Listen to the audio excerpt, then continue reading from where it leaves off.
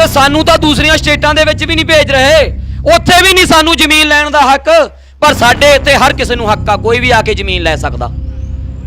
ਕੀ ਇਹ ਨਾ ਇਨਸਾਫੀ नहीं? राजस्थान होवे, हिमाचल होवे, होर जिहड़ी मर्जी स्टेट होवे, उत्थे तुसी जाके जगह नहीं लै सकदे, जमीन नहीं खरीद सकदे, पर वो लोग तुहाडे पंजाब जाके जमीन खरीद सकदे आ। की ये दो विधान नहीं? इत्थे साडे हक्कां ते डाका नहीं, पर नहीं असीं चुप हां।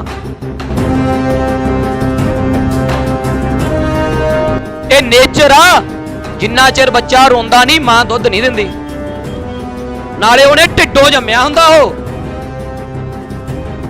ते ਉਹਨੂੰ दुख सहार नहीं सकती ਉਹਦਾ दुख, पर ਉਹਨੂੰ भी दुध उदों दिंदी आ, उदों खाण ਨੂੰ दिंदी आ ਜਦੋਂ ਉਹ ਰੋਂਦਾਗਾ। ਉਹ ਅਸੀਂ ਰੋਣਾ ਹੀ ਛੱਡਤਾ।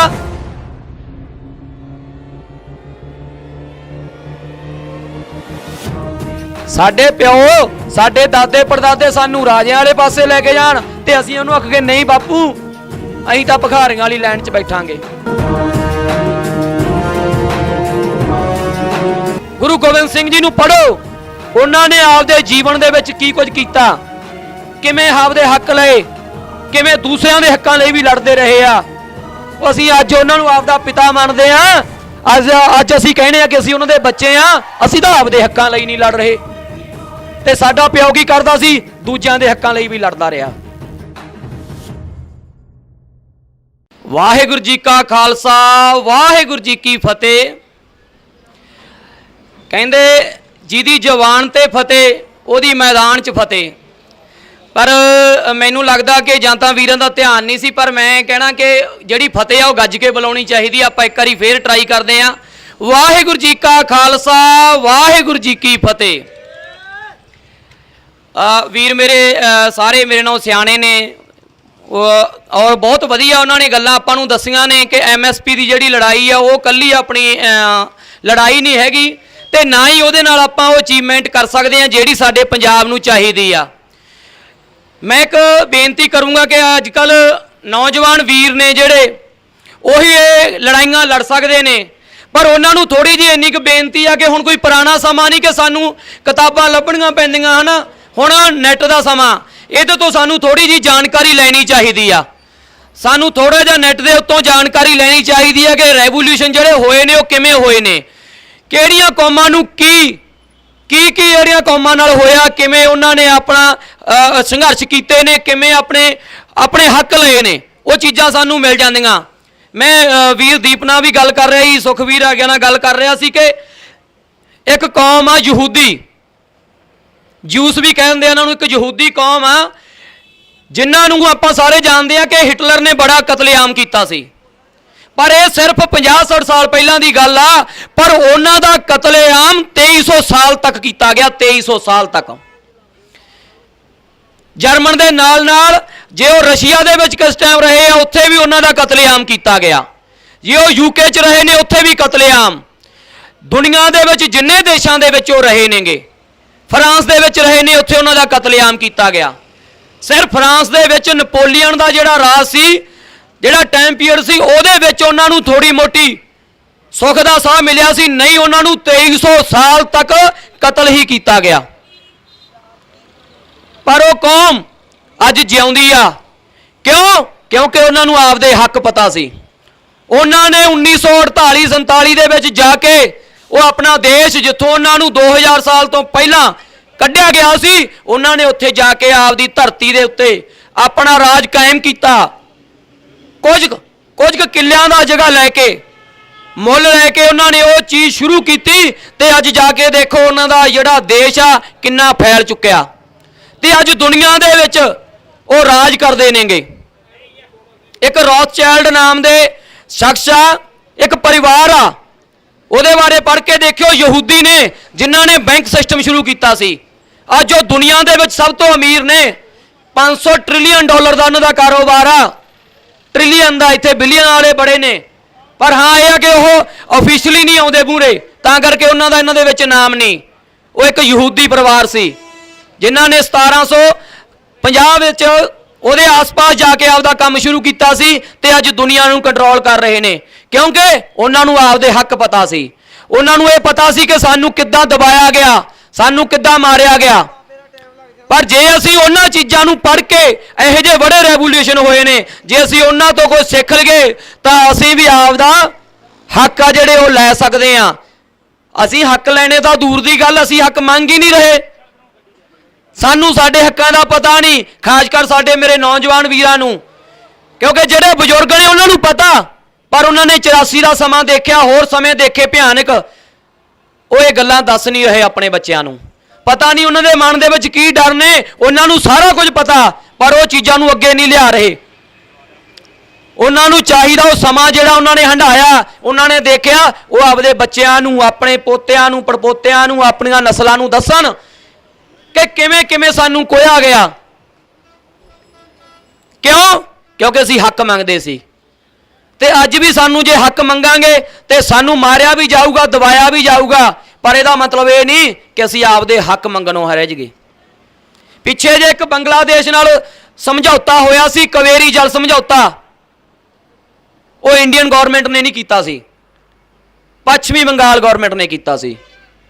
ਕਿਉਂਕਿ ਉੱਥੋਂ ਦੇ ਪਾਣੀਆਂ ਦੇ ਹੱਕ, ਉੱਥੋਂ ਦੇ ਪਾਣੀਆਂ ਤੇ ਜਿਹੜਾ ਉੱਥੋਂ ਦੀ ਗਵਰਨਮੈਂਟ ਦਾ ਹੱਕ ਆ, ਉਹ ਉਸ ਚੀਜ਼ ਦਾ ਸਮਝੌਤੇ ਜਿਹੜੇ ਕਰੇ ਉੱਥੋਂ ਦੀ ਗਵਰਨਮੈਂਟ ਨੇ ਕਰੇ। ਉਹ ਅਸੀਂ ਆਪਣੇ ਸਾਰੇ ਹੱਕ ਨਹੀਂ ਤਾਂ ਜਿਹੜੇ ਹੱਕ ਦੂਜੀਆਂ ਸਟੇਟਾਂ ਨੂੰ ਮਿਲੇ ਹੋਏ ਨੇ ਕੌਂਸਟੀਟਿਊਸ਼ਨ ਦੇ ਅੰਦਰ ਰਹਿ ਕੇ ਕਾਨੂੰਨੀ ਤੌਰ ਤੇ, ਅਸੀਂ ਉਹ ਤਾਂ ਆਪਦੇ ਲੈ ਲਈਏ। ਜਿਹੜੀਆਂ ਦੂਜੀਆਂ ਸਟੇਟਾਂ ਨੂੰ ਜਿਹੜੇ ਵੱਧ ਅਧਿਕਾਰ ਨੇ, ਅਸੀਂ ਉਹ ਵੀ ਨਹੀਂ ਲੈ ਰਹੇ, ਅਸੀਂ ਡਿਮਾਂਡ ਨਹੀਂ ਕਰ ਰਹੇ। ਕਿਉਂ ਅਸੀਂ ਅੱਜ ਇੱਕ MSP ਤੇ ਆ ਕੇ ਖੜੇ ਆ। MSP ਤਾਂ ਹਜੇ ਖਤਮ ਹੀ ਨਹੀਂ ਹੋਈ, ਪਹਿਲਾਂ MSP ਲਾਗੂ ਸੀ, ਪਰ ਕੀ MSP ਜਦੋਂ ਲਾਗੂ ਸੀ ਉਦੋਂ ਕੋਈ ਕਮੀ ਨਹੀਂ ਸੀ ਪੰਜਾਬ ਨੂੰ? ਕਿ ਉਦੋਂ ਖੁਦਕੁਸ਼ੀਆਂ ਹੁੰਦੀਆਂ ਨਹੀਂ ਸੀ? ਕਿ ਸਭ ਕੋਲੇ ਨੌਕਰੀ ਸੀ? ਤਿੱਬਤ ਦਾ ਇਤਿਹਾਸ ਪੜ੍ਹ ਕੇ ਦੇਖੋ, ਜਦੋਂ ਚਾਈਨਾ ਨੇ ਉਹਤੇ ਕਬਜ਼ਾ ਕੀਤਾ ਤੇ ਤਿੱਬਤੀ ਲੋਕਾਂ ਨੂੰ ਖੰਡਾਤਾ ਸਾਰੇ ਦੇਸ਼ ਦੇ ਵਿੱਚ ਆ ਕੇ, ਉਹਨਾਂ ਨੂੰ ਤਿੱਬਤ ਦੇ ਵਿੱਚ ਹੀ ਘੱਟ ਗਿਣਤੀ ਕਰਤਾ, ਕੋਈ ਡਿਮਾਂਡ ਕਰਨ ਵਾਲਾ ਹੀ ਨਾ ਰਹੇ। ਤੇ ਸਾਨੂੰ ਤਾਂ ਦੂਸਰੀਆਂ ਸਟੇਟਾਂ ਦੇ ਵਿੱਚ ਵੀ ਨਹੀਂ ਭੇਜ ਰਹੇ, ਉੱਥੇ ਵੀ ਨਹੀਂ ਸਾਨੂੰ ਜ਼ਮੀਨ ਲੈਣ ਦਾ ਹੱਕ, ਪਰ ਸਾਡੇ ਇੱਥੇ ਹਰ ਕਿਸੇ ਨੂੰ ਹੱਕ ਆ, ਕੋਈ ਵੀ ਆ ਕੇ ਜ਼ਮੀਨ ਲੈ ਸਕਦਾ। ਕੀ ਇਹ ਨਾ ਇਨਸਾਫੀ ਨਹੀਂ? ਇੱਕ ਹੀ ਦੇਸ਼ ਦੇ ਵਿੱਚ ਦੋ ਸੰਵਿਧਾਨ ਚੱਲ ਰਹੇ ਨੇ, ਦੋ ਸੰਵਿਧਾਨ ਚੱਲ ਰਹੇ ਨੇਗੇ। ਇੱਕ ਸਟੇਟ ਰਾਜਸਥਾਨ ਹੋਵੇ, ਹਿਮਾਚਲ ਹੋਵੇ, ਹੋਰ ਜਿਹੜੀ ਮਰਜ਼ੀ ਸਟੇਟ ਹੋਵੇ, ਉੱਥੇ ਤੁਸੀਂ ਜਾ ਕੇ ਜਗ੍ਹਾ ਨਹੀਂ ਲੈ ਸਕਦੇ, ਜ਼ਮੀਨ ਨਹੀਂ ਖਰੀਦ ਸਕਦੇ, ਪਰ ਉਹ ਲੋਕ ਤੁਹਾਡੇ ਪੰਜਾਬ ਜਾ ਕੇ ਜ਼ਮੀਨ ਖਰੀਦ ਸਕਦੇ ਆ। ਕੀ ਇਹ ਦੋ ਵਿਧਾਨ ਨਹੀਂ? ਇੱਥੇ ਸਾਡੇ ਹੱਕਾਂ ਤੇ ਡਾਕਾ ਨਹੀਂ? ਪਰ ਨਹੀਂ, ਅਸੀਂ ਚੁੱਪ ਹਾਂ। ਇੱਕ ਗੱਲ ਯਾਦ ਰੱਖਿਓ, ਇਹ ਨੇਚਰ ਆ, ਜਿੰਨਾ ਚਿਰ ਬੱਚਾ ਰੋਂਦਾ ਨਹੀਂ ਮਾਂ ਦੁੱਧ ਨਹੀਂ ਦਿੰਦੀ। ਨਾਲੇ ਉਹਨੇ ਢਿੱਡੋਂ ਜੰਮਿਆ ਹੁੰਦਾ ਉਹ, ਤੇ ਉਹਨੂੰ ਉਹ ਦੁੱਖ ਸਹਾਰ ਨਹੀਂ ਸਕਦੀ ਉਹਦਾ ਦੁੱਖ, ਪਰ ਉਹਨੂੰ ਵੀ ਦੁੱਧ ਉਦੋਂ ਦਿੰਦੀ ਆ, ਉਦੋਂ ਖਾਣ ਨੂੰ ਦਿੰਦੀ ਆ ਜਦੋਂ ਉਹ ਰੋਂਦਾਗਾ। ਉਹ ਅਸੀਂ ਰੋਣਾ ਹੀ ਛੱਡਤਾ। ਅਸੀਂ ਆਪ ਦਾ ਜਿਹੜਾ ਹੱਕ ਆ ਉਹ ਲੈਣ ਬਾਰੇ ਗੱਲ ਹੀ ਨਹੀਂ ਕਰਦੇ। ਕਿਉਂ? ਕਿਉਂਕਿ ਸਾਨੂੰ ਇਹ ਕਿਹਾ, ਅਸੀਂ ਕਹਿੰਦੇ ਆਪਦੇ MP ਨੂੰ ਸਾਡੇ ਪਿੰਡ ਦੀਆਂ ਗਲੀਆਂ ਬਣਵਾ ਦੇ, ਨਾਲੀਆਂ ਬਣਵਾ ਦੇ। ਕਦੇ ਅਸੀਂ ਆਪਦੇ MP ਨੂੰ ਕਿਹਾ ਕਿ ਸਾਡਾ ਜਿਹੜਾ ਹੱਕ ਆ, ਸਾਡੇ ਜਿਹੜੇ ਤੇਰੇ ਕੌਂਸਟੀਟਿਊਸ਼ਨ ਦੀ ਜਿਹੜੀ ਇੱਥੋਂ ਦੀ ਏਰੀਆ ਦੀ ਜਿਹੜੀ ਜੋ ਵੀ ਪ੍ਰੋਬਲਮ ਆ, ਜੋ ਡਿਮਾਂਡ ਆ, ਤੂੰ ਜਾ ਕੇ ਉਹਨੂੰ ਵਿਧਾਨ ਸਭਾ ਦੇ ਵਿੱਚ, ਪਾਰਲੀਮੈਂਟ ਦੇ ਵਿੱਚ ਕਿਉਂ ਨਹੀਂ ਰੱਖਦਾ? ਕਦੇ ਪੁੱਛਿਆ? ਸਾਨੂੰ ਜਾਗਰੂਕ ਹੋਣਾ ਪਊ, ਖਾਸ ਕਰ ਨੌਜਵਾਨ ਪੀੜ੍ਹੀ ਨੂੰ, ਕਿਉਂਕਿ ਇਹ ਬਜ਼ੁਰਗਾਂ ਨੇ ਆਪਦੀ ਜ਼ਿੰਦਗੀ ਹੰਢਾ ਲਈ ਤੇ ਬੜੀ ਵਧੀਆ ਹੰਢਾਈ ਆ, ਟੌਰ ਨਾਲ ਰਹੇ ਨੇ, ਕੰਮ ਵੀ ਕੀਤਾ। ਪਰ ਅਸੀਂ ਨਾ ਤਾਂ ਅਸੀਂ ਫਿਰ ਟੌਰ ਨਾਲ ਰਹਿ ਸਕਾਂਗੇ, ਕੰਮ ਤਾਂ ਅਸੀਂ ਪਹਿਲੇ ਦਿਨੋਂ ਕਰ ਹੀ ਨਹੀਂ ਰਹੇ, ਯੁਰਤ ਨਾਲ ਨਹੀਂ ਰਹਿ ਸਕਦੇ ਅਸੀਂ, ਜੇ ਅਸੀਂ ਆਪਦੇ ਹੱਕਾਂ ਦੇ ਬਾਬਤ ਸਾਨੂੰ ਕੋਈ ਇਲਮ ਹੀ ਨਾ ਹੋਇਆ, ਸਾਨੂੰ ਆਪਦੇ ਹੱਕਾਂ ਦੀ ਪਤਾ ਹੀ ਨਾ ਹੋਇਆ ਕਿ ਸਾਡੇ ਹੱਕ ਕੀ ਆ, ਅਸੀਂ ਕੋਈ ਡਿਮਾਂਡ ਹੀ ਨਾ ਰੱਖ ਸਕੇ, ਆਪਣਾ ਦੁੱਖ ਹੀ ਨਾ ਦੱਸ ਸਕੇ, ਤੇ ਤੁਹਾਨੂੰ ਲੱਗਦਾ ਕਿ ਅਸੀਂ ਸ਼ਾਨ ਨਾਲ ਜੀਵਾਂਗੇ? ਨਹੀਂ, ਕਿਉਂਕਿ ਜੋ ਅੱਜ ਸਾਨੂੰ ਜ਼ਿੰਦਗੀ ਮਿਲੀ ਹੋਈ ਆ ਨਾ, ਇਹ ਇਹਨਾਂ ਬਜ਼ੁਰਗਾਂ ਦੀ ਬਦੌਲਤ ਨੇ।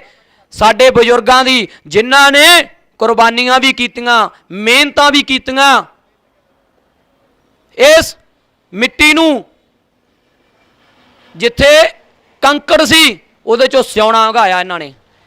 ਸਾਨੂੰ ਵੀ ਇੱਜ਼ਤਦਾਰ ਜ਼ਿੰਦਗੀ ਦਿੱਤੀ ਤੇ ਪੂਰੇ ਦੇਸ਼ ਦਾ ਢਿੱਡ ਵੀ ਭਰਿਆ। ਤੇ ਜੇ ਅੱਜ ਅਸੀਂ ਜਾਗਰੂਕ ਨਾ ਹੋਏ, ਅਸੀਂ ਆਪ ਦਾ ਪਰਿਵਾਰ ਵੀ ਨਹੀਂ ਚਲਾ ਸਕਣਾ, ਦੂਜੇ ਦਾ ਢਿੱਡ ਭਰਨਾ ਤਾਂ ਬਹੁਤ ਵੱਡੀ ਗੱਲ ਆ।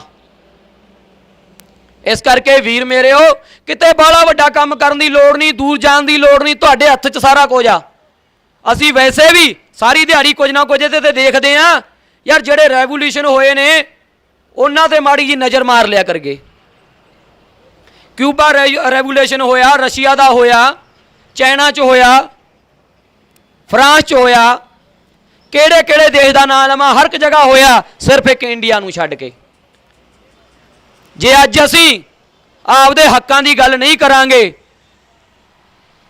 ਸਾਨੂੰ ਤਾਂ ਐਡੀ ਲੜਾਈ ਲੜਨ ਦੀ ਵੀ ਲੋੜ ਨਹੀਂ, ਕਿਉਂਕਿ ਪਹਿਲਾਂ ਹੀ ਸਾਡੇ ਬਜ਼ੁਰਗਾਂ ਨੇ ਕੁਰਬਾਨੀਆਂ ਕਰਕੇ ਇੱਕ ਸੰਵਿਧਾਨ ਬਣਾਇਆ ਜਿਹਦੇ ਉੱਪਰ, ਜਿਹਦੇ ਮੁਤਾਬਕ ਅਸੀਂ ਆਪਣੇ ਹੱਕ ਮੰਗ ਵੀ ਸਕਦੇ ਹਾਂ, ਲੈ ਵੀ ਸਕਦੇ ਹਾਂ। ਉਹ ਅਸੀਂ ਵੱਡੀ ਲੜਾਈ ਤਾਂ ਕੀ ਲੜਨੀ ਆ, ਅਸੀਂ ਆਪਦੇ ਸੰਵਿਧਾਨਕ ਹੱਕ ਵੀ ਨਹੀਂ ਮੰਗ ਰਹੇ। ਜੇ ਕੋਈ ਮੰਗਦਾ ਤਾਂ ਉਹਨੂੰ ਚੁੱਪ ਕਰਾਇਆ ਜਾਂਦਾ। ਕੌਣ ਚੁੱਪ ਕਰਾਉਣ ਵਾਲੇ? ਸਾਡੇ ਆਪਣੇ। ਉਹ ਦੁਸ਼ਮਣ ਸਾਨੂੰ ਚੁੱਪ ਕਰਾਵੇ ਮਾਰੇ ਅਸੀਂ ਸਹਿ ਲਾਂਗੇ, ਪਰ ਜਦੋਂ ਸਾਡੇ ਆਪ ਦੇ ਕਹਿੰਦੇ ਆ ਨਾ, ਨਹੀਂ ਹੱਕ ਨਹੀਂ ਮੰਗਣਾ, ਤੂੰ ਚੁੱਪ ਰਹਿ, ਮੈਨੂੰ ਤਾਂ ਬਿਲਕੁਲ ਵੀ ਉਦੋਂ ਚੰਗਾ ਨਹੀਂ ਲੱਗਦਾ। ਤੇ ਦੂਸਰੇ ਆਪਣੇ ਜਿਹੜੇ ਮੇਰੇ ਵੀਰ ਭਰਾ ਜਿਹੜੇ ਸੁਣਦੇ ਨੇ ਜਾਂ ਬੈਠੇ ਨੇ, ਜਾਂ ਜੋ ਪੰਜਾਬ ਦੇ ਵਿੱਚ ਜਿਹੜੀ ਨੌਜਵਾਨ ਪੀੜ੍ਹੀ ਆ ਉਹਨਾਂ ਬਾਰੇ ਮੈਨੂੰ ਨਹੀਂ ਪਤਾ, ਪਰ ਮੈਨੂੰ ਇਹ ਬਿਲਕੁਲ ਵੀ ਚੰਗਾ ਨਹੀਂ ਲੱਗਦਾ ਜਦੋਂ ਸਾਡੇ ਬਜ਼ੁਰਗ ਕਹਿੰਦੇ ਆ ਨਹੀਂ ਪੁੱਤ ਇਹ ਗੱਲ ਨਹੀਂ ਕਰਨੀ, ਕਿਉਂਕਿ ਦਿੱਲੀ ਬੜੀ ਜ਼ਾਲਮ ਆ। ਪਰ ਜਿੱਥੇ ਵੀ ਦੁਨੀਆ ਦੇ ਵਿੱਚ ਜਦੋਂ ਹੱਕ ਲੈਣ ਦੀ ਗੱਲ ਆਈ ਆ ਤਾਂ ਮੂਰਲਾ ਜ਼ਾਲਮ ਹੀ ਹੁੰਦਾ। ਪਰ ਜ਼ਾਲਮ ਨਾ ਮਜ਼ਲੂਮ ਬਣ ਕੇ ਨਹੀਂ ਹੱਕ ਲਿਆ ਜਾਣਾ, ਉਹਨੂੰ ਬਰਾਬਰ ਦੀ ਧਿਰ ਬਣ ਕੇ ਬੈਠ ਕੇ ਹੱਕ ਮੰਗੇ ਜਾਣਗੇ। ਜੇ ਅਸੀਂ ਆਖ ਗਏ ਨਾ ਕਿ ਅਸੀਂ ਉਹਨਾਂ ਤੋਂ ਮਿਹਨਤ ਤਰਲੇ ਨਾਲ ਲੈ ਲਾਂਗੇ, ਨਹੀਂ, ਬਰਾਬਰ ਦੀ ਧਿਰ ਬਣ ਕੇ ਬੈਠਣਾ ਪਊ ਮੇਜ਼ ਦੇ ਉੱਪਰ ਵੀ ਆ ਮੇਰਾ ਹੱਕ ਆ, ਇਹ ਇੱਥੇ ਰੱਖ, ਫਿਰ ਉਹ ਹੱਕ ਮਿਲਣਗੇ। ਜੇ ਆਖ ਗਏ ਕਿ ਨਹੀਂ ਆਪਾਂ ਨੂੰ ਦੇ ਦੇਣਗੇ, ਆਪਾਂ ਲੜਨਾ ਨਹੀਂ, ਆਪਾਂ ਨਹੀਂ, ਕਿਸੇ ਨੇ ਨਹੀਂ ਦੇਣਾ। को किसी को राज ना दे है, जो लै है निज बल से लै है। गुरु गोबिंद सिंह जी नूं पढ़ो, उन्होंने आपदे जीवन दे विच की कुछ कीता, किवें आपदे हक लए, किवें दूसरिਆਂ ਦੇ हक्कां ਲਈ भी लड़ते रहे आ। ਅਸੀਂ ਅੱਜ ਉਹਨਾਂ ਨੂੰ ਆਪਦਾ ਪਿਤਾ ਮੰਨਦੇ ਆ, ਅੱਜ ਅਸੀਂ ਕਹਿੰਦੇ ਆ ਕਿ ਅਸੀਂ ਉਹਨਾਂ ਦੇ ਬੱਚੇ ਆ, ਅਸੀਂ ਤਾਂ ਆਪਦੇ ਹੱਕਾਂ ਲਈ ਨਹੀਂ ਲੜ ਰਹੇ। ਤੇ ਸਾਡਾ ਪਿਓ ਕੀ ਕਰਦਾ ਸੀ? ਦੂਜਿਆਂ ਦੇ ਹੱਕਾਂ ਲਈ ਵੀ ਲੜਦਾ ਰਿਹਾ। ਉਹ ਤਿਲਕ ਜੰਜੂ ਲਈ ਵੀ ਲੜਿਆ, ਆ ਪੱਗ ਲਈ ਵੀ ਲੜਿਆ। ਬੜੇ ਵੀਰ ਮੇਰੇ ਪੱਗ ਬੰਨਣ ਤੋਂ ਸ਼ਰਮ ਮੰਨਦੇ ਨੇ, ਪਰ ਕਦੇ ਪੱਗ ਦਾ ਇਤਿਹਾਸ ਪੜ੍ਹ ਕੇ ਦੇਖਿਓ, ਜਾਇਓ ਜਿੰਨੇ ਵੀ ਦੁਨੀਆ ਦੇ ਵਿੱਚ ਬਣੇ ਹੋਏ ਅਜਾਇਬ ਘਰ ਨੇ ਜਾ ਕੇ ਦੇਖਿਓ ਕਿ ਰਾਜੇ ਮਹਾਰਾਜੇ ਕਿਵੇਂ ਰਹਿੰਦੇ ਸੀ। ਉਹ ਗਲ 'ਚ ਸਿਉਣੇ ਦਾ ਹਾਰ ਨਹੀਂ ਕੱਲਾ ਪਾਉਂਦੇ ਸੀ, ਨਾਲ ਉਹਨਾਂ ਦੇ ਤਾਜ, ਉਹਨਾਂ ਦੀ ਪੱਗ ਵੀ ਹੁੰਦੀ ਸੀ। ਜਾ ਕੇ ਦੇਖ ਲਿਓ। ਰਾਜਾ ਉਹ ਜਿਹਦੇ ਸਿਰ ਤੇ ਤਾਜ ਹੋਊਗਾ, ਇਹ ਤਾਜ ਦਿੱਤਾ ਸੀ ਤੁਹਾਨੂੰ, ਕਿਉਂਕਿ ਉਦੋਂ ਰਾਜੇ ਹੀ ਇਹ ਪੱਗ ਬੰਨ ਸਕਦੇ ਸੀ, ਰਾਜੇ ਹੀ ਤਲਵਾਰ ਰੱਖ ਸਕਦੇ ਸੀ, ਰਾਜੇ ਇਸ ਤਰ੍ਹਾਂ ਦਾ ਚੋਲਾ ਪਾ ਸਕਦੇ ਸੀ, ਰਾਜੇ ਘੋੜੇ ਤੇ ਚੜ੍ਹ ਸਕਦੇ ਸੀ। ਤੁਹਾਨੂੰ ਰਾਜੇ ਬਣਾਇਆ ਮਹਾਰਾਜ ਨੇ, ਸਾਨੂੰ ਰਾਜੇ ਬਣਾਇਆ, ਤੇ ਅਸੀਂ ਕੀ ਬਣ ਰਹੇ ਹਾਂ? ਭਿਖਾਰੀ। ਸਾਡੇ ਪਿਓ, ਸਾਡੇ ਦਾਦੇ ਪੜਦਾਦੇ ਸਾਨੂੰ ਰਾਜਿਆਂ ਵਾਲੇ ਪਾਸੇ ਲੈ ਕੇ ਜਾਣ, ਤੇ ਅਸੀਂ ਉਹਨੂੰ ਆਖ ਕੇ ਨਹੀਂ ਬਾਪੂ ਅਸੀਂ ਤਾਂ ਭਿਖਾਰੀਆਂ ਵਾਲੀ ਲਾਈਨ 'ਚ ਬੈਠਾਂਗੇ। ਕੀ ਉਹ ਸ਼ਾਨ ਵਾਲੀ ਗੱਲ ਆ? ਮੈਨੂੰ ਤਾਂ ਨਹੀਂ ਲੱਗਦੀ ਇਹ 'ਚ ਕੋਈ ਸ਼ਾਨ ਵਾਲੀ ਗੱਲ ਹੋਊਗੀ। ਸਾਨੂੰ ਆਪਦੇ ਬਜ਼ੁਰਗਾਂ ਦੀ ਰੀਸ ਕਰਨੀ ਚਾਹੀਦੀ ਆ। ਇੱਕ ਮੇਰਾ ਵੀਰ ਮੈਨੂੰ ਟੱਕਰਿਆ ਪਿੱਛੇ ਜੇ ਕਈ ਸਾਲਾਂ ਦੀ ਗੱਲ ਆ, ਉਹਦੇ 29 ਪਾਈ ਹੋਈ। ਮੈਂ ਉਹਨੂੰ ਕਿਹਾ ਯਾਰ ਬਹੁਤ ਸੋਹਣੀ 29 ਆ। ਮੈਂ ਕਿਹਾ ਇਹ ਤੇਰੇ ਪਿਤਾ ਜੀ ਦੀ ਨਿਸ਼ਾਨੀ ਹੋਣੀ ਆ। ਕਹਿੰਦਾ ਨਹੀਂ। ਮੈਂ ਕਿਹਾ ਦਾਦਾ ਜੀ ਦੀ। ਕਹਿੰਦੇ ਮੈਂ ਫਿਰ ਕੰਜਰਾ ਤੂੰ ਰੀਸ ਕਿਹਦੀ ਕਰ ਰਿਹਾ? ਤੇਰਾ ਪਿਓ ਨਹੀਂ ਪਾਉਂਦਾ ਸੀ, ਤੇਰਾ ਦਾਦਾ ਨਹੀਂ ਪਾਉਂਦਾ ਸੀ, ਫਿਰ ਤੂੰ ਰੀਸ ਕਿਹਦੀ ਕਰਦਾ? ਜੇ ਰੀਸ ਕਰਨੀ ਆਪਦੇ ਪਿਓ ਦਾਦੇ ਦੀ ਕਰ ਲੋ। ਆਪਦੇ ਪਿਓ ਦਾਦੇ ਦਾ ਜੀਵਨ ਦੇਖੋ, ਉਹ ਕਿਵੇਂ ਜੀਵਨ ਜਿਉਂਦੇ ਸੀ। ਆਪ ਵੀ ਰੱਜ ਕੇ ਖਾਂਦੇ ਸੀ, ਦੁਨੀਆ ਨੂੰ ਵੀ ਲੰਗਰ ਲਾ ਕੇ ਖਵਾਉਂਦੇ ਸੀ। ਆਪ ਵੀ ਸ਼ਾਨ ਨਾਲ ਜਿਉਂਦੇ ਸੀ, ਤੇ ਗਰੀਬਾਂ ਨੂੰ ਵੀ ਕਹਿੰਦੇ ਸੀ ਤੂੰ ਸਾਡੇ ਛਤਰ ਛਾਇਆ ਹੇਠ ਰਹਿਣਾ, ਤੈਨੂੰ ਕੋਈ ਉਹ ਇਹ ਨਹੀਂ ਕਹੂਗਾ, ਤੇਰੇ ਨਾਲ ਕੋਈ ਜ਼ਬਰਦਸਤੀ ਨਹੀਂ ਕਰੂਗਾ। ਉਹ ਤੁਹਾਡਾ 40 ਸਾਲ ਦਾ ਰਾਜ ਦੁਨੀਆ ਦੇ 5000 ਸਾਲ ਦੇ ਰਾਜ ਨੂੰ ਕੰਪੈਰੀਜ਼ਨ ਕਰਕੇ ਦੇਖੋ, ਬਰਾਬਰਤਾ ਦੇ ਰੱਖ ਕੇ ਦੇਖੋ। ਦੁਨੀਆ ਦੇ ਵਿੱਚ 5000 ਸਾਲ ਦਾ ਰਾਜ, 5000 ਸਾਲ ਦਾ ਜੀਵਨ 5000 ਸਾਲ ਦਾ ਜਿਹੜਾ ਟਾਈਮ ਪੀਰੀਅਡ ਰਿਹਾ, ਉਹਦੇ ਚ ਦੁਨੀਆ ਦੇ ਵਿੱਚ ਬੈਸਟ ਟਾਈਮ ਪੀਰੀਅਡ, ਬੈਸਟ ਰਾਜ ਰਿਹਾ ਤੁਹਾਡਾ 40 ਸਾਲ ਦਾ। 40 ਸਾਲ ਦਾ ਰਾਜ, ਇੱਕ ਪਾਸੇ 5000 ਸਾਲ ਦਾ ਜੀਵਨ ਇਸ ਦੁਨੀਆ ਦਾ, ਤੁਸੀਂ ਉਹਦੇ ਤੇ 40 ਸਾਲ ਦੇ ਰਾਜ ਦੇ ਵਿੱਚ ਰਾਜੇ ਰਹੇ ਹੋ। ਤੇ ਤੁਹਾਡੇ ਰਾਜ ਦੇ ਵਿੱਚ ਇੱਕ ਇਹੋ ਜਿਹਾ 40 ਸਾਲ ਦਾ ਰਾਜ ਸੀ ਜਿਹਦੇ ਚ ਸਾਰੇ ਧਰਮ ਵਧੇ ਫੁੱਲੇ ਆ, ਕਿਸੇ ਧਰਮ ਨਾਲ ਜਾਤੀ ਨਹੀਂ ਹੋਈ। ਇਹ ਤੁਹਾਡਾ ਜੀਵਨ ਸੀ, ਤੁਹਾਡੇ ਵੱਡ ਵਡੇਰਿਆਂ ਦਾ ਜੀਵਨ ਸੀ, ਇਹ ਤੁਹਾਡਾ ਇਤਿਹਾਸ ਸੀ ਤੇ ਹੈ, ਜੇ ਤੁਸੀਂ ਇਹਨੂੰ ਪੜ੍ਹ ਕੇ ਦੇਖੋਗੇ। ਅੱਜ ਅਸੀਂ ਪੜ੍ਹ ਹੀ ਨਹੀਂ ਰਹੇ। ਮੈਂ ਯਹੂਦੀਆਂ ਦੀ ਗੱਲ ਕਰ ਰਿਹਾ ਸੀ, ਉਹਨਾਂ ਨੇ ਇਜ਼ਰਾਈਲ ਲਿਆ। ਕਿਵੇਂ ਲਿਆ? ਜਦੋਂ ਵੀ ਰਾਤ ਨੂੰ ਸੌਂਦੇ ਸੀ ਤੇ ਉਹਨਾਂ ਦੀਆਂ ਔਰਤਾਂ ਕਹਿੰਦੀਆਂ ਸੀ, ਪੁੱਤ ਸੌਂ ਜਾ, ਸਾਡੀ ਸਵੇਰ ਸਾਡੇ ਘਰੇ ਹੋਊਗੀ, ਸਾਡੇ ਹੱਕ, ਸਾਨੂੰ ਫਲਾਣੇ ਫਲਾਣੇ ਟਾਈਮ ਤੇ ਮਾਰਿਆ ਗਿਆ। ਉਹਨਾਂ ਦੀਆਂ ਮਾਵਾਂ ਆਪਦੇ ਪੁੱਤਾਂ ਨੂੰ ਦੱਸਦੀਆਂ ਸੀ। ਤੇ ਅੱਜ ਸਾਡੇ ਨੌਜਵਾਨ ਪੀੜ੍ਹੀ ਆ, ਚਾਹੇ ਅੱਜ ਦੇ ਬੱਚੇ ਨੇ, ਉਹਨਾਂ ਨੂੰ ਮੈਨੂੰ ਨਹੀਂ ਪਤਾ ਕਿਸੇ ਮਾਂ ਨੇ ਦੱਸਿਆ ਹੋਊਗਾ, ਤੇ ਜਿਹਨੇ ਦੱਸਿਆ ਉਹਦੇ ਬੱਚੇ ਅੱਜ ਵੀ ਰਾਜਾਂ ਦੀ ਤਰ੍ਹਾਂ ਰਹਿੰਦੇ ਆ। ਤੁਹਾਡਾ ਇਤਿਹਾਸ ਅੰਗਰੇਜ਼ ਪੜ੍ਹ ਲੈਂਦੇ ਆ, ਉਹ ਸਿੱਖ ਸੱਜ ਜਾਂਦੇ ਆ।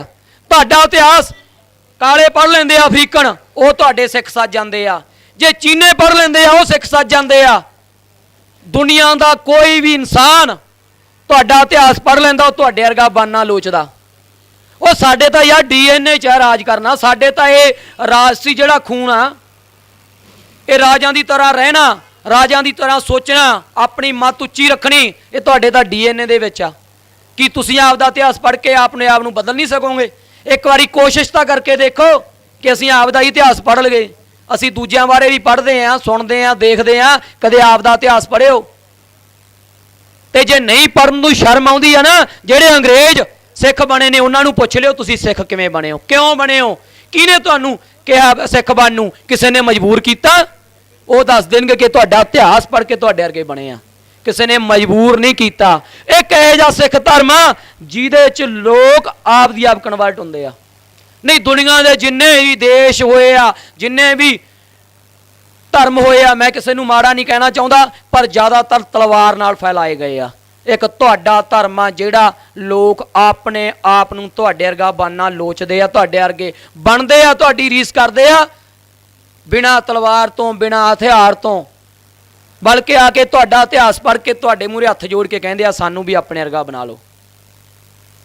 ਤੇ ਅਸੀਂ ਅੱਜ ਕੀ ਕਹਿੰਦੇ ਆ ਕਿ ਅਸੀਂ ਉਹਨਾਂ ਵਰਗੇ ਬਣ ਜਾਈਏ। ਇਹ ਅਮੀਰੀ ਆਪ ਦਾ ਵਿਰਸਾ ਛੱਡ ਕੇ ਨਹੀਂ ਆਉਂਦੀ। ਜੇ ਆਖੀਏ ਨਾ ਕਿ ਅਸੀਂ ਦੂਸਰੇ ਅਮੀਰਾਂ ਦੀ ਰੀਸ ਕਰ ਲਾਂਗੇ, ਉਹੋ ਜਿਹੀਆਂ ਗੱਡੀਆਂ, ਉਹੋ ਜਿਹੇ ਰਹਿਣ ਸਹਿਣ, ਉਹੋ ਜਿਹੇ ਕੱਪੜੇ ਪਾ ਲਏ, ਉਹੋ ਜਿਹੇ ਹੇਅਰ ਸਟਾਈਲ ਬਣਾ ਲਿਆ, ਅਸੀਂ ਅਮੀਰ ਲੱਗਣ ਲੱਗ ਜਾਂਗੇ। ਨਹੀਂ, ਅਮੀਰੀ ਆਪਦੇ ਕਲਚਰ ਨਾਲ ਆਉਂਦੀ ਆ। ਤੁਹਾਡੇ ਕੋਲੇ ਨੈਟ ਆ, UAE ਦਾ, ਸਾਊਦੀ ਅਰਬ ਦੇ ਕਿੰਗ ਦੇ ਜੀਵਨ ਸਟਾਈਲ ਨੂੰ ਦੇਖੋ, ਉਹਨਾਂ ਦੇ ਲੈਟਰਿੰਗ ਟਾਇਲਟਾਂ ਦੇ ਵਿੱਚ ਵੀ ਸਿਉਣਾ ਲੱਗਿਆ ਹੋਇਆ। ਕੀ ਉਦੋਂ ਅਮੀਰ ਕੋਈ ਹੋਊਗਾ? ਪਰ ਉਹ ਆਪਦੇ ਕਲਚਰ 'ਚ ਰਹਿੰਦੇ ਆ। ਅੱਜ ਵੀ ਉਹ ਉਸ ਤਰ੍ਹਾਂ ਦੇ ਕੱਪੜੇ ਪਾਉਂਦੇ ਆ, ਉਹ ਉਹੋ ਜਿਹਾ ਜੀਵਨ ਰੱਖਦੇ ਆ, ਉੱਦਾਂ ਦਾ ਉਹ ਜੋ ਉਹਨਾਂ ਦੇ ਪੱਗ ਜਾਂ ਕੁਝ ਵੀ ਉਹ ਰੱਖਦੇ ਆ, ਟੋਪੀ ਆ ਆਪਦਾ ਉਹ ਚਿੱਟੇ ਰੰਗ ਦਾ, ਵਾਈਟ ਕਲਰ ਦਾ ਪਾਉਂਦੇ ਆ, ਉਹ ਉਵੇਂ ਆਪਣਾ ਜੀਵਨ ਜਿਉਂਦੇ ਆ, ਉਹਦੇ 'ਚ ਅਮੀਰੀ ਰੱਖਦੇ ਆ। ਅਸੀਂ ਉਹਨਾਂ ਤੋਂ ਤਾਂ ਨਹੀਂ ਅਮੀਰ ਹੋ ਸਕਦੇ ਜਿਨ੍ਹਾਂ ਦੇ ਟਾਇਲਟਾਂ ਦੇ ਵਿੱਚ ਵੀ ਸਿਉਣਾ ਲੱਗਿਆ ਹੋਇਆ। ਕੀ ਉਹ ਆਪਦਾ ਕਲਚਰ ਛੱਡ ਗਏ? ਆਪਦਾ ਕਲਚਰ ਆ ਜਿਹੜਾ, ਉਹ ਸਭ ਤੋਂ ਵੱਡੀ ਅਮੀਰੀ ਹੁੰਦੀ ਆ। ਅਸੀਂ ਆਪਦੀ ਬੋਲੀ ਨੂੰ ਨਫ਼ਰਤ ਕਰ ਰਹੇ ਹਾਂ, ਅਸੀਂ ਆਪਦੇ ਕਲਚਰ ਨੂੰ, ਆਪਦੇ ਰਹਿਣ ਸਹਿਣ ਨੂੰ, ਆਪਣੇ ਵੱਡ ਵਡੇਰਿਆਂ ਨੂੰ ਕਹਿੰਦੇ ਆ ਨਹੀਂ ਇਹ ਤਾਂ ਰੂੜੀਵਾਦੀ ਨੇ। ਨਹੀਂ, ਉਹ ਰਾਜਿਆਂ ਵਰਗਾ ਜੀਵਨ ਜਿਉਂਦੇ ਆ, ਪਰ ਦੁਨੀਆ ਦਾ ਹੀ ਜ਼ੋਰ ਲੱਗਿਆ ਹੋਇਆ ਕਿ ਤੁਹਾਨੂੰ ਰਾਜਿਆਂ ਤੋਂ, ਤੁਹਾਡੀ ਜਿਹੜੀ ਸੋਚ ਆ ਉਹ ਰਾਜਿਆਂ ਵਾਲੀ ਨਹੀਂ ਰਹਿਣ ਦੇਣੀ। ਇਸ ਕਰਕੇ ਆਪਦਾ ਇਤਿਹਾਸ ਪੜ੍ਹੋ, ਆਪਦੇ ਹੱਕਾਂ ਲਈ ਖੜੇ ਹੋਵੋ, ਕਿਉਂਕਿ ਹੱਕ ਲਏ ਜਾਂਦੇ ਆ, ਕੋਈ ਦਿੰਦਾ ਨਹੀਂ ਮੰਗੇ ਤੋਂ, ਹੱਕ ਲੈਣੇ ਪੈਂਦੇ ਆ। ਤੇ ਅੱਜ 21ਵੀਂ ਸਦੀ ਆ, ਅੱਜ ਤਾਂ ਬਾਹਲਾ ਲੜਾਈ ਕਰਨ ਦੀ ਲੋੜ ਨਹੀਂ, ਸਿਰਫ ਜਾਗਰੂਕ ਹੋਣ ਦੀ ਲੋੜ ਆ। ਕਿਉਂਕਿ ਤੁਹਾਡਾ ਤਾਂ ਇਹੋ ਜਿਹਾ ਇਤਿਹਾਸ ਰਿਹਾ, ਤੁਸੀਂ 2 ਵਾਰ ਇਕੱਠੇ ਹੋਏ ਹੋ ਇੱਕ ਝੰਡੇ ਥੱਲੇ, ਤੇ ਦੋਨੇ ਵਾਰ ਰਾਜ ਕੀਤਾ ਤੁਸੀਂ। ਬੰਦਾ ਸਿੰਘ ਬਹਾਦਰ ਵੇਲੇ ਦਾ ਚੱਕ ਲਓ, ਜਦੋਂ ਤੁਸੀਂ ਪੱਟ ਬਦਾਈ ਖਾਲਸਾ, ਤੱਤ ਖਾਲਸਾ ਅੱਡੋ ਅੱਡ ਹੋ ਗਏ, ਤੁਹਾਡਾ ਰਾਜ ਉਦੋਂ ਹੀ ਖਤਮ ਹੋ ਗਿਆ। ਨਹੀਂ, ਜਿੰਨਾ ਚਿਰ ਇੱਕ ਝੰਡੇ ਥੱਲੇ ਰਹੇ ਰਾਜ ਕੀਤਾ। ਦੂਸਰੀ ਵਾਰ ਮਿਸਲਾਂ ਵੇਲੇ ਮਹਾਰਾਜਾ ਰਣਜੀਤ ਸਿੰਘ ਵੇਲੇ ਇੱਕ ਝੰਡੇ ਥੱਲੇ ਇਕੱਠੇ ਹੋਏ ਹੋ, ਦੁਨੀਆ ਤੇ ਸਭ ਤੋਂ ਬੈਸਟ ਰਾਜ ਕੀਤਾ ਤੁਸੀਂ। ਜਿੱਦਣ ਤੁਹਾਡੇ ਵਿੱਚ ਗੱਦਾਰ ਵੜ ਗਏ, ਤੁਹਾਡੇ 'ਚ ਵੰਡੀਆਂ ਪਾਤੀਆਂ, ਤੁਹਾਨੂੰ ਪਾੜਤਾ, ਤੁਸੀਂ ਆਪਸ ਵਿੱਚ ਪਾਟ ਗਏ, ਤੁਹਾਡਾ ਰਾਜ ਉਦੋਂ ਹੀ ਖਤਮ ਹੋ ਗਿਆ। ਹੁਣ ਵੀ ਜਦੋਂ ਤੁਸੀਂ ਆਪਦੇ ਇਤਿਹਾਸ ਨੂੰ ਪੜ੍ਹ ਕੇ ਉਹਦੇ ਤੋਂ ਸੇਧ ਨਹੀਂ ਲੈਂਦੇ, ਉਹਦੇ 'ਚ ਹੋਈਆਂ ਗਲਤੀਆਂ ਤੋਂ ਸਬਕ ਨਹੀਂ ਸਿੱਖਦੇ, ਉਹਨਾਂ ਚਿਰ ਤੁਹਾਨੂੰ ਰਾਜ ਨਹੀਂ ਜੇ ਮਿਲਣਾ। ਇਹ ਹੁਣ ਤੁਹਾਡੇ ਤੇ ਡਿਪੈਂਡ ਕਰਦਾ ਕਿ ਅਸੀਂ ਰਾਜ ਲੈਣਾ, ਰਾਜ ਕਰਨਾ ਕਿ ਭਿਖਾਰੀ ਬਣ ਕੇ ਰਹਿਣਾ। ਜੇ ਮੇਰੇ ਬੋਲਣ ਨਾਲ ਕਿਸੇ ਵੀਰ ਭਰਾਈ ਦਾ ਦਿਲ ਦੁਖਿਆ ਹੋਵੇ, ਮੈਂ ਮਾਫੀ ਚਾਹਣਾਗਾ। ਇਹਨਾਂ ਕਹਿੰਦਾ ਮੈਂ ਖੇਮਾਂ ਦਾ ਜਾਚਕਾਂ। ਵਾਹਿਗੁਰੂ ਜੀ ਕਾ ਖਾਲਸਾ, ਵਾਹਿਗੁਰੂ ਜੀ ਕੀ ਫਤਿਹ।